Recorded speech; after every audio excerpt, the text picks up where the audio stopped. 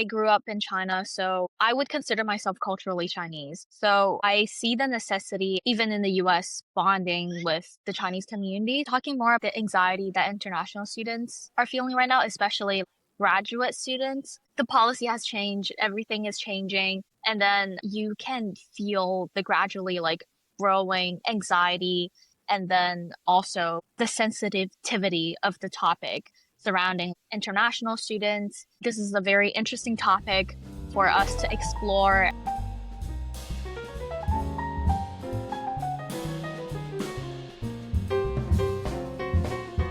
Welcome to Quadcast. I'm Ina, your host. Today's guest is Samantha Gao, a freshman at the University of Southern California, majoring in public relations and advertising.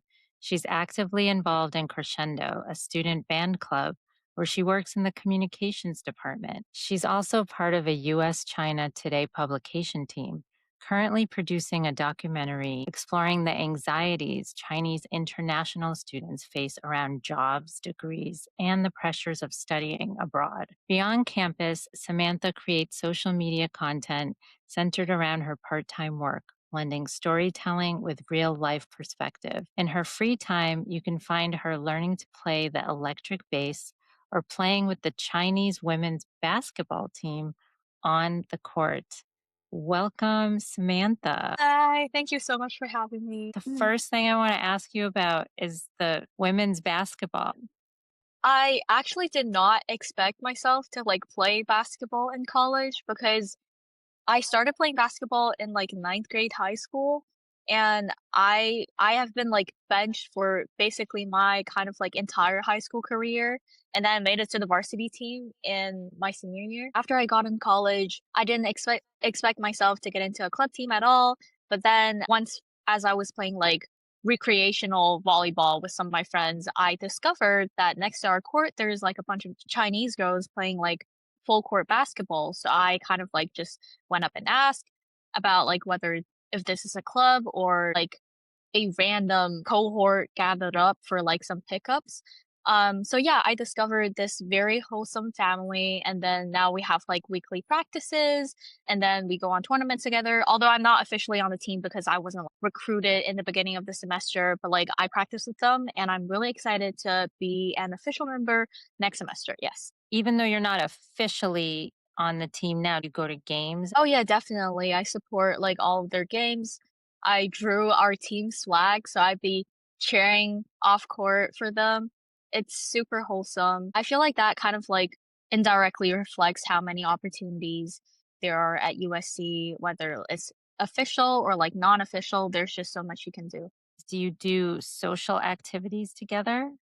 Oh yeah, definitely. We will after practices, we often have food together, and then we celebrate everyone's birthday on the team. It's the best thing ever because we would just go to people's houses, and then we prepare food together, and then we also buy each other secret gifts. Tell me about how did you get connected with the US China documentary project? So both Crescendo and US China Today are a school club from USC. So and in the beginning of every semester, we would have club fairs where every club have a little booth at the center area of the campus. So that's how I got to know both US China Today and Crescendo in the first place. I grew up in China, so I would consider myself culturally Chinese. So I see the necessity, even in the US, bonding with the Chinese community. So that's primarily the biggest reason why I joined US China Today, talking more about the anxiety that international students are feeling right now, especially graduate students. The policy has changed, everything is changing, and then you can feel the gradually growing anxiety and then also the sensitivity of the topic surrounding international students, and then especially getting a job because graduate students, all they're looking for is they're trying to stay in the US because they've already put in so much effort, no matter financially or mentally, to stay in a foreign country. So they want to make the most out of it. But currently, there's a lot of hostility towards international students, and then also like there are a lot of policy against international students staying in the US. This is a very interesting topic for us to explore as a US and China publication. So that's mainly why I signed myself up for this group. You started college at a really pivotal time where so much is shifting for international students. Do you feel any change from other students at the school towards international students? Not so much from the attitudes from my like peers, mostly from like the policies, how they're getting stricter and how they're like being actually practiced. And I feel like currently on like Chinese social media, there is kind of this hostility towards the entire kind of international students group. You have to be financially able to like study abroad. It's being seen as a way that you are supporting this Mhm. very controversial country that is kind of like standing on the opposite sides of China. Yeah, I just kind of like as especially as a content creator who posts stuff about my life, what I experience as a international student, I'm feeling that a lot. You're caught in the middle. You have your own country people who criticize the international student community who comes to the Mhm. US. And then you have the hostility from the policies here and it becoming harder to find internships and jobs. Tell me about your content creation. So I guess I should firstly introduce what I do as for my part-time job. I'm currently in the student-led organization called Tidy Trojans, and from the name you can probably tell that it's like housekeeping and cleaning. And I think that's very interesting because people tend to have this kind of like image and this like kind of stereotype on USC students being like rich and spoiled. But I feel like so that's not really the case. I feel like even though I can afford to like come to USC, but the reason why I'm propelled to get like a part-time job and work while having school is that I want to be financially independent as soon as possible. So I just feel like freshman year would just be the great timing to get like a part-time job. And also because of like the conflict of my identity as a USC student and this job being like a cleaning and housekeeping job, this kind of like natural conflict provides a great platform or like topic for me to like start doing content creation. There's tension between those two identities as a USC student from abroad and someone who cleans for work. Tell me about your part time work. So for Tidy Trojans, this is a organization that is student led and established by USC students. So it's, in my opinion, pretty safe because we only clean for like USC students who lives kind of around the campus. Basically, you pay and then we will like go up to your house or like dorm and then we will do the cleaning for you. And then while you're cleaning, do you film yourself for social media? Yes, and I would definitely ask for all my clients' permission before I film. I would definitely also try not to film anything revealing their personal information or anything like confidential, anything that can expose personal identity. I would mostly just be filming like my face and like literally my hand working in like this random bathroom. What is the focus on, like as you're filming yourself? Is it on the process of the cleaning? So before I started this series, I have been kind of like always wanted to create content. I've always been trying to search for a more like engaging way of conveying my message. And then after I got the job, after I've like done the training for this cleaning job, I've realized that this is probably the chance to talk about what's happening with my life, to address the anxieties and problems that people of the same age might have while I'm cleaning. There's the process of cleaning it and it's Mhm. changing as you go. So that's really interesting. Where can people find your content? I currently do not post on any US social media platforms. All my content are in Chinese because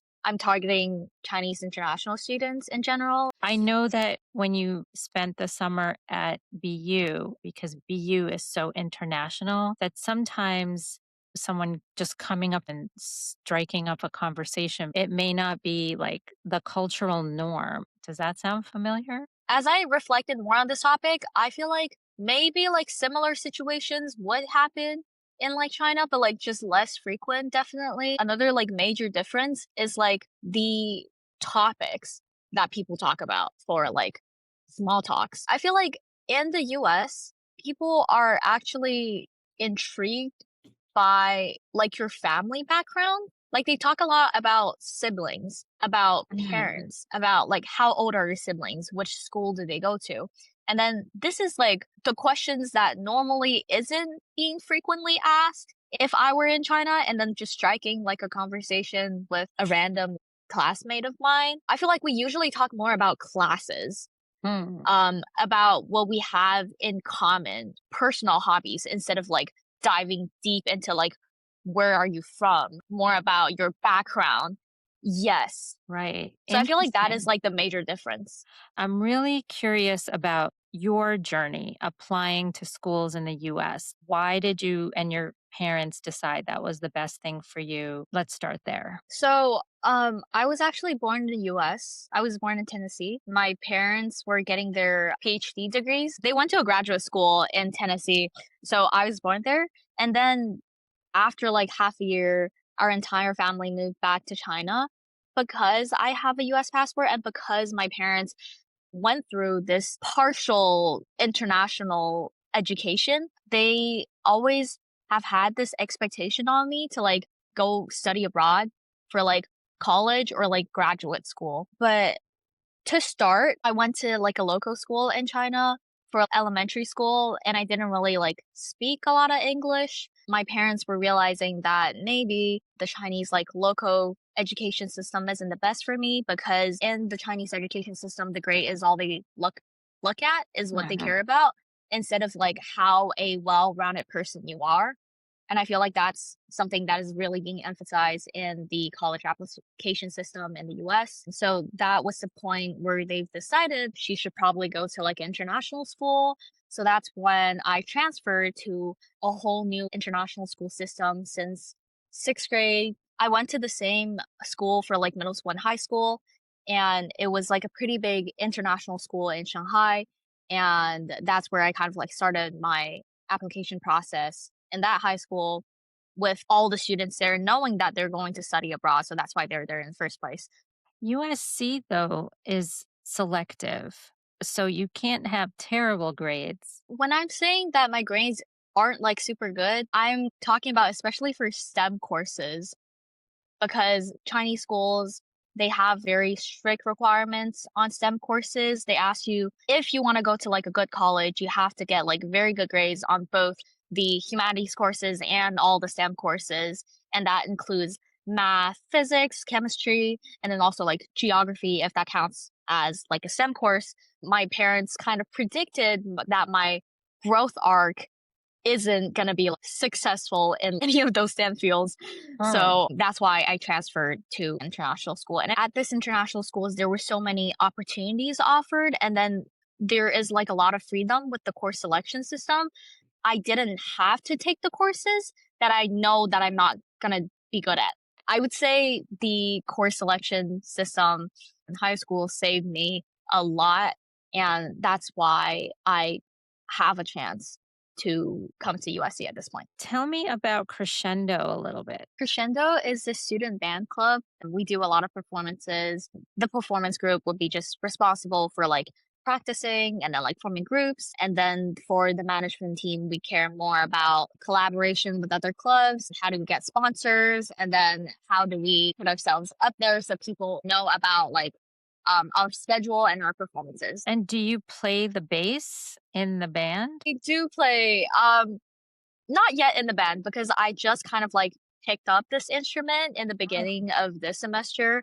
I played like another traditional Chinese musical instrument for like 10 plus years, but what it's is it? because it's like, it's called guzheng. It's like pretty huge, a block of wood with like 21 strings on top of it.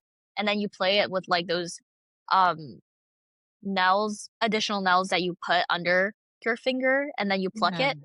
Um, but yeah, because it's huge and I can't like bring it here with me to the US, it's pretty unfortunate I can't be like constantly practicing. And also another thing is that this instrument can only play like a I would say because of the nature of this instrument, it can play only like a very limited range of Mhm. music. So as I kind of grew up, I realized I found my passion in like rock music especially. So that's why I also decided to Start the start bass. learning a new yeah, learn a new instrument. What kind of band is Crescendo? We actually play anything. It depends on what kind of like instrument we have and what people want to perform. So Mhm. we do like jazz, pop, and like rock music, basically anything. You're obviously super involved in your clubs and organizations. Do you have friends that you make in some of your classes? Tell me about socializing. I definitely make a lot of friends in like classes, especially from my Japanese class Mhm. because for Dornsife and Annenberg, these are two schools at USC. They have a language requirement for like 3 semesters. And then if you're taking a language course, foreign language course, it's like pretty intense. Although I can kind of like waive that requirement by like taking a test on Chinese, I kind of like cherish this opportunity because I've been always wanting to learn Japanese. These courses are pretty intense because you take them like 4 times a week, every morning. At the same time, you get to like really know all the people in your classes and like talk to them. And something really interesting about these foreign language courses is that they're like really diverse because Mhm. there are people from like so many different cultural backgrounds sitting together in like the classroom and starting from zero. And then they're trying to like speak like babies. And then I would say this is just like the perfect opportunity to make friends and like get to know people. Can you tell me a little bit about like the application process to USC? Was it one of your top choices? Why did you choose it? And then how did you present yourself to USC when hmm you applied? So USC was definitely one of my top choices. I considered it as like a reach school in the very beginning. I've never thought that I could get in because Annenberg is like a pretty selective school in my opinion. They have a really good communications program and I've always knew since freshman year or like sophomore year in high school that I wanted to do something related to advertisement because this is really the field that allows people to present themselves creatively. And then there's also something that's interdisciplinary because it connects so deeply with psychology and sociology. And then also at the same time, it's a lot about solving problems and finding creative solutions and also teamworking, working with different people, presenting your ideas. And that's something that I'm also intrigued by. When I first decided that I want to apply to USC, I use all my supplementary essays to talk about how I have like creative aspirations. Also, I feel like something that USC is looking for is that you are really exploring the opportunities and seeing your talents everywhere instead of being too restrained in like one specific field. Because I would definitely consider myself as a person with a lot of hobbies. In high school, I did basketball, I was in choir. I also was in a stage group because I did makeup for people for like all the Mhm. performances and shows. I also designed posters. Mhm. I established like a bunch of clubs. I was running a bunch of clubs as the head of communications. So they're all like targeted and this tells like a kind of like a coherent stories of how I am interested in doing campaigns and there are like stuff that I care about, but at the same time I have my own like personal hobbies and that doesn't necessarily have to do anything with like advertisement or communications like Right. basketball or like choir, right? Right. Like you're not afraid to explore all of the different avenues and Right. outlets for yourself. hmm I feel like the reason that I've came to this realization that like USC is probably also like looking at similar students that are courageous enough to like explore so many different fields that are seemingly uncorrelated is that after I got into USC, there were like those Instagram pages where they post like students' pictures and then their Instagram, and then you will like follow like a lot of people and they follow you back. I've had different conversations with people because, as you're getting in as a freshman, you want to know like as much people as possible. And that is the point when I realized as I was talking to different people, as I was clicking into their profiles, that I realized to some degrees, like we're really similar in that we have a lot of special hobbies on our own and we're doing like a lot of stuff. Mhm. These people would be creating like different stories, collections. like under their profiles. And then as you click into it, they all have like so much different hobbies. They are really using their time to like develop these hobbies. That was the moment that I realized I'm going to meet so many people that I get to talk to and I can empathize and relate with in college. You were also like really clearly a creative person as well. You didn't just follow some formula. Is there anything else that I haven't asked you about? I would like to add on a bit more about the process of getting into clubs in college Right? and at USC.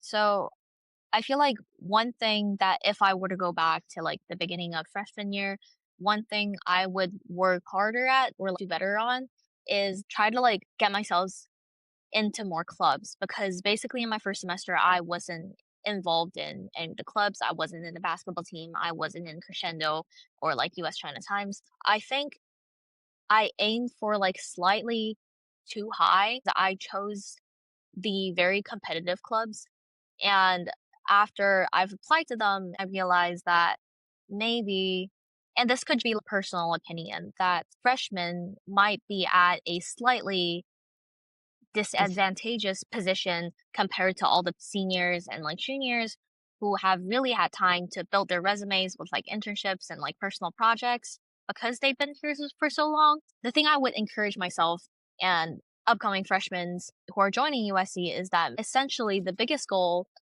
that I've identified right now as a freshman in terms of joining clubs is to get yourself more involved with the community yeah. and to know more people. And I feel like a big fallacy that a lot of people have with like building connections and networking is that they feel like you only build valuable connections in those like coffee chat occasions or kind of those activities designed for people to like network with people who has a really good looking profile or like they're doing like big things.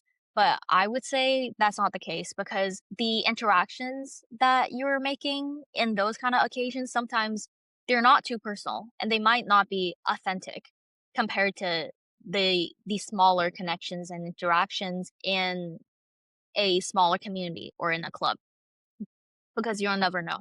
Especially in like those really niche activities where it's something that you're really interested in. And so, Mhm. like you said, you have something in common with people there. That's really Mhm. helpful. I'm so happy you brought that up. Thank you so much, Samantha, for coming on. This is very helpful. Thank you.